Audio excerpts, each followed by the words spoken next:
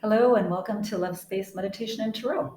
My name is Annette and I'm a practitioner of meditation, mindful meditations, and I love using the tarot to provide inspiration for my meditations. So, as I do in these readings, I will be drawing a card to reflect the energy of the day, and then based on that reading, I will conduct a brief meditation in a separate video and just help you get your day started with intention and love. And as I'm shuffling these cards, I will give a little disclaimer that although it's pretty quiet where I am, sometimes um, there are distractions that occur because I do these readings live, and not to place any judgment on those, but just let that be. Our only center is within ourselves anyway. So, that being said, let's see what the cards are telling us today. Let's see what wants to come out.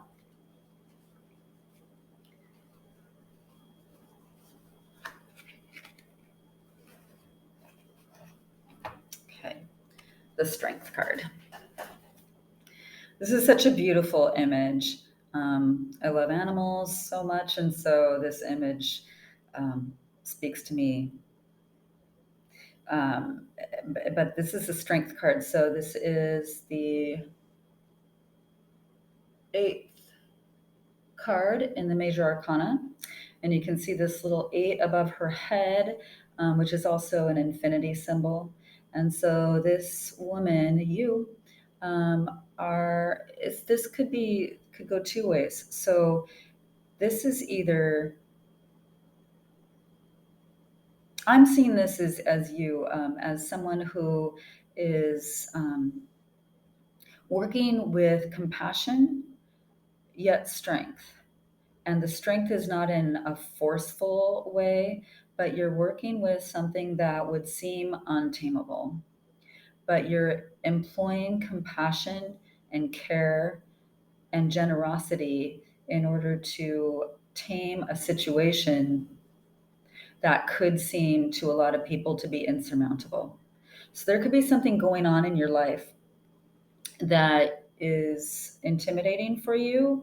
It could be, I'm seeing this as a relationship with another person, or it could very specifically be in relation to an animal. I mean, it could. I've drawn this card before. I drew this card last time, actually, after my dog had been hit by a car and had a major surgery. And I felt completely helpless in how to care for him. I brought him home with 2 metal plates in his body, and I had to carry him to use the bathroom and to try and get him to eat. And I was beside myself. I'm seeing this as so it could be that you're dealing with an animal that maybe you brought a new dog or cat home, ferret, and you're feeling like you don't know what the next step is, or it's a person in your life that you have to come to terms with the fact that you cannot control this person. Maybe it's a child, maybe it's your son or daughter. But regardless, you would like to see a specific outcome, but you don't have control over that outcome. The only thing you can do is look at this as a third party, as an observer, and say, okay, she, meaning you, would like to see this happen. You would like to see this person be happy in their life and no longer be causing discomfort. However, you don't have control over how that person sees issues and over how that person is going to respond to whatever challenges are that person is being faced with. And so looking at this situation as an observer, taking away all of the ego, all of the taking away all of the ego that you might have in this situation, the idea that you can control it in any way, you have to come to this situation with complete humility. And when we step back and look at ourselves as the observer, we can say, okay, she, meaning you, would like to force this situation, would like to force and impose your own beliefs and your own methods on this person, but this person's an individual who is going to see things the way that they do. You have to come to this with compassion and with empathy. And that compassion and empathy, and literally asking your higher self, your higher power, what's the best way for me to assist this person in their journey? Not to manipulate this person on their journey, but to help them to know that I am there for them when they need me. Then you can come to this situation with a gentleness that this person will respond to. This person knows that you have the wherewithal to help.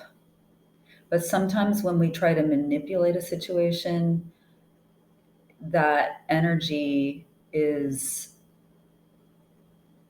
not received well. In fact, that energy can put a barrier up between another person and with you.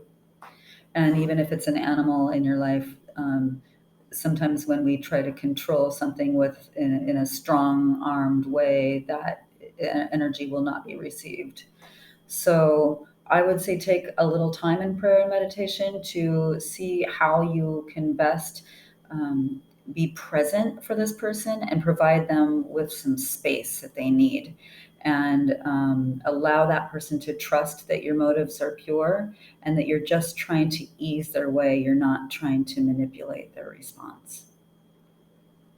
And I think that will help you get some really good results, whether this is with a child or with a partner, with a friend, or literally with an animal that you're trying to tame and to provide guidance for.